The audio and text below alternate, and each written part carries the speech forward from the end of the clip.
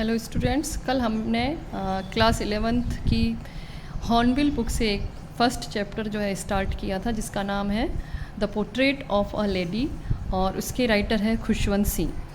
कल हमने देखा था कि किस प्रकार से खुशवंत सिंह और उनकी ग्रैंड मदर साथ में रहते थे। इसमें जो पोर्ट्रेट उन्होंने किया है, मैंने आपको बताया कि उन्होंने अपनी ग्रैंड मदर का पोर्ट्रेट किया है।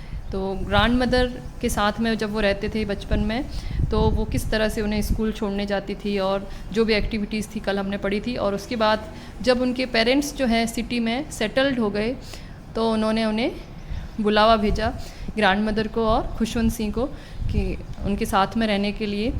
और जब वो सिटी में आ गए तो खुशवंत सिंह अब जो है वो सिटी की स्कूल में पढ़ने लग गए। और उनके बीच में दोनों के बीच में, मतलब उनके और उनकी ग्रैंड मदर के बीच में अब इतनी बात नहीं होती थी और उनका जो रिलेशनशिप है वो कुछ बहुत हद तक कह सकते हैं कि बदल चुका था। अब केवल जो एक लिंक था कॉमन उनके बीच में क्या था, रूम। उनका रूम एक ही था, बाकी वो स्कूल अब अकेले जाते थे स्कूल बस से, और उनकी टीचिंग्स जो थी वो सब इंग्लिश मीडियम में हो रही थी। तो ये सब हमने कल पढ़ा था, उससे आगे हम आज देखेंगे। When I went up to university, I was given a room of my own. तो अब देखिए, जो एक कॉमन लिंक था उन दोनों के बीच में, वो मैंने आपको बताया क्या था, रूम। मतलब उनका कमरा एक था जब तक वो स्कूल में पढ़ रहे थे। लेकिन अब जो है खुशवंत सिंह कह रहे हैं कि when I went up to university, जब मैं विश्वविद्यालय जाने लगा, मतलब जब उनकी कॉलेज एजुकेशन शुरू हो गई, I was given a room of my on, तब मुझे मेरा खुद का कमरा दिया गया। तो वो कॉमन लिंक था उनके बीच का, वो भी क्या हो गया, ख़त्म हो गया। The common link of friendship was snapped. तो अब ये जो कॉमन लिंक था उन दोनों के बीच की, जो एक कॉमन कड़ी थी दोस्ती की उनकी और उनकी दादी माँ के बीच की, वो भी क्या हो गई, स्नैप्ड यानी टूट गई। My grand mother accepted her seclusion with resignation.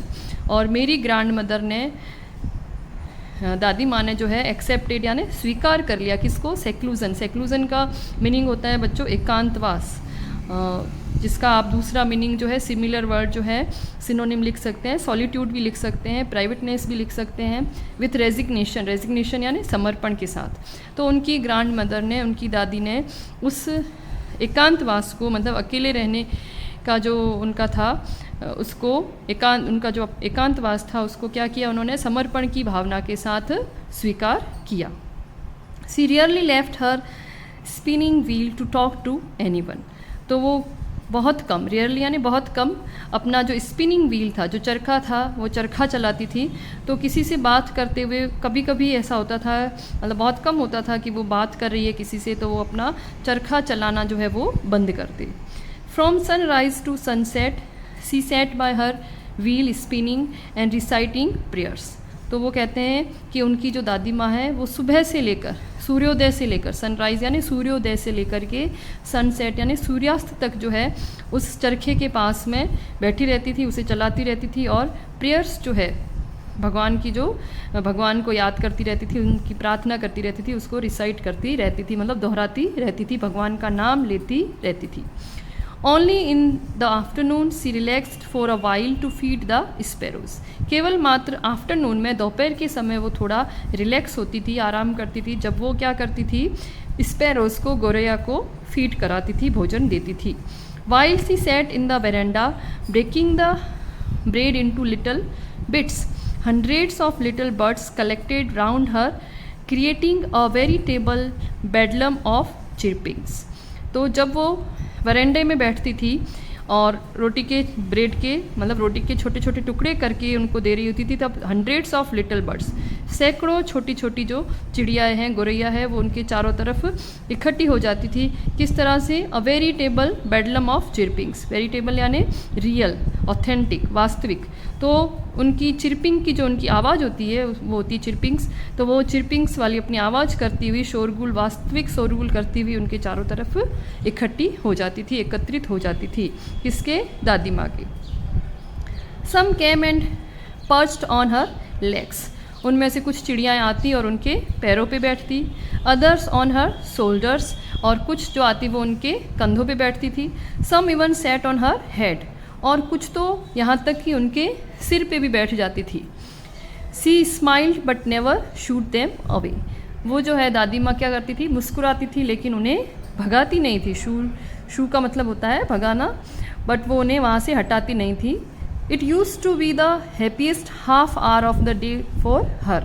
और ये जो आधा घंटा होता था जब वो चिड़ियाओं को भोजन खिलाती थी, तो वो उनके पूरे जो दिन का सबसे हैप्पीएस्ट हाफ आवर होता था। मतलब पूरे उनके दिन का, खुशवंत सी कह रहे हैं कि सबसे ज़्यादा खुशी का वो समय होता था।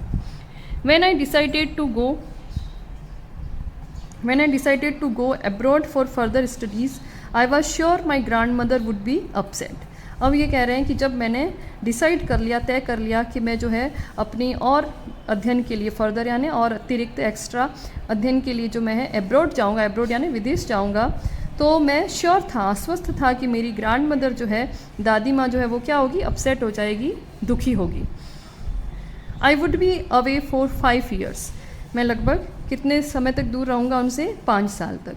And at her age one could never tell, और जो उनकी उम्र थी उसके बारे में कोई कुछ नहीं कह सकता था। मतलब लेखक ये कहना चाहते हैं कि जब वो 5 वर्ष के लिए वहाँ से बाहर चले जाएंगे, विदेश चले जाएंगे, तो उन 5 वर्ष के बाद जब वापस आएंगे तो कोई ये कह नहीं सकता था कि जब वो वापस लौटेंगे तो उनकी दादी माँ जीवित होगी या नहीं।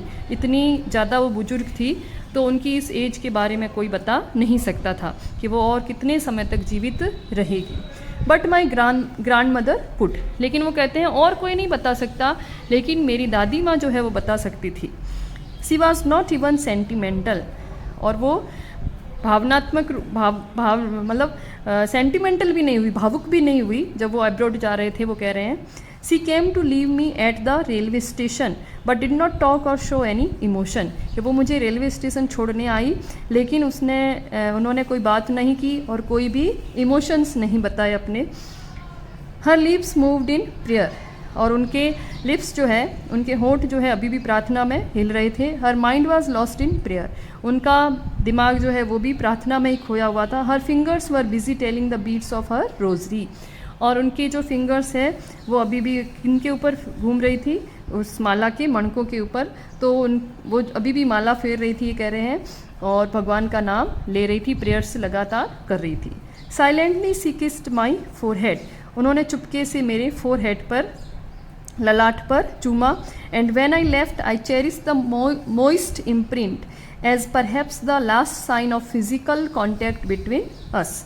और खुशवंत सी कह रहे हैं कि जब मैंने वहाँ से मैं चला गया तो उस एक नम छाप को, जो उन्होंने किस किया था, चूमा था उनके ललाट पे, तो उस नम छाप को एक ऐसी निशानी के रूप पर, जो कि हमारे शायद शारीरिक संपर्क की आखिरी निशानी थी, उसको मैं लेकर वहाँ से निकला। मतलब उसको एक याद के रूप में वहाँ से लेकर के वो निकले, किसके लिए, विदेश के लिए। But that was not so, लेकिन ऐसा नहीं था। मतलब कैसा नहीं था, क्योंकि उनको लगा कि क्या पता वो वापस आएंगे तो उनकी ग्रैंड मदर जीवित भी होगी या नहीं, पर ये कह रहे हैं कि ऐसा नहीं हुआ। After 5 years I came back home and was met by her at the station, कि 5 वर्ष के बाद जब मैं वापस आया तो मैं वापस उनसे कहाँ मिला, स्टेशन पे। वो लेने भी आई अपने पोते को 5 वर्ष के बाद। देखो बच्चों, वो वापस अपने बेटे को, मतलब पोते को लेने स्टेशन आती है। She did not look a day older, वो कह रहे हैं कि जब वो 5 वर्ष बाद वापस अपनी दादी माँ को उन्होंने देखा तो वो एक दिन भी ज़्यादा बुजुर्ग नहीं लग रही थी। इनके कहने का मतलब है कि वो बिल्कुल वैसी ही लग रही थी जैसी वो उसको छोड़ के गए थे, जब वो विदेश गए थे तब लग रही थी, वैसे ही अभी भी उनकी ग्रैंड मदर दिख रही थी। She still had no time for words, अभी भी उनके पास शब्दों के लिए समय नहीं था। मतलब वो कुछ बोली नहीं, जैसे वो छोड़ने आई थी उनको तब भी वो कुछ बोली नहीं थी उनकी ग्रैंड मदर, वो केवल प्रेयर्स ही कर रही थी। तो वो कह रहे हैं कि अभी भी उनके पास शब्दों के लिए समय नहीं था, कहने का मतलब है कोई बात उन्होंने नहीं की। And while she clasped me in her arms I could hear her reciting her prayers, और वो कहते हैं कि जब उन्होंने उन्हें अपने आर्म्स में, बाहों में उनको भर लिया, जब उनको गले लगाने लगी, तब भी वो कह रहे हैं कि मैंने सुना कि वो अपने प्रार्थना ही दोहरा रही थी, मतलब अभी भी वो प्रेयर्स ही कर रही थी। Even on the first day of my arrival her happiest moments were with the sparrows whom she fed longer and with frivolous rebukes, और वो कहते हैं कि अभी भी उनका जो सबसे खुशी का जो क्षण थे, उनके मोमेंट्स थे, वो अभी भी वही थे जब वो उनको स्पैरोज़ को फीड करवाती थी, भोजन देती थी। और किसके साथ? विथ फ्रीवलेस रिब्यूक्स। रिब्यूक्स का मतलब बच्चों होता है डांट फटकार, और फ्रीवलेस का मतलब होता है मीनिंगलेस, मतलब हल्की फुल्की डांट फटकार, मतलब मन से गुस्से से नहीं डांटती थी वो उनको, चिड़ियाओं को बहुत ही हल्के फुल्के अंदाज में डांट लगाती थी और उन्हें भोजन करवाती थी। तो उनके साथ वो बहुत ही खुश रहती थी। अभी भी जो लेखक है वो कह रहे हैं कि मैंने ये नोट किया कि अभी तक जब वो 5 वर्ष पहले छोड़ के दादी को गए थे, तब भी जब वो देखते थे कि उनकी दादी सबसे ज़्यादा खुश किनके साथ होती थी, जब वो स्पैरोज़ को फीड करवाती थी। और अभी भी वो सबसे ज़्यादा खुश तब होती है जब वो उनको फीड करवाती है। In the evening a change came over her. लेकिन शाम के समय एक उनमें बदलाव आया। She did not pray. उन्होंने ईश्वर की प्रार्थना नहीं की। She collected the women of neighbourhood. और उन्होंने पड़ोस की, नेबरहुड यानी पड़ोस की महिलाओं को कलेक्ट किया, इकट्ठा किया। Got an old drum. एक पुराना जो है ड्रम लेकर के आई, ढोल लेके आई। And started to sing. और गाना शुरू किया। For several hours she thumped the sagging.